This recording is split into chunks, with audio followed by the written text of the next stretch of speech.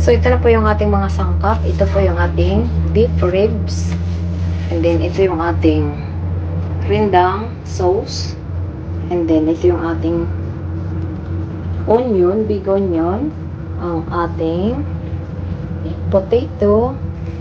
At ito rin ang ating cashmere lemon leaves. Ang ating garlic. Ang ginger. Ang onion.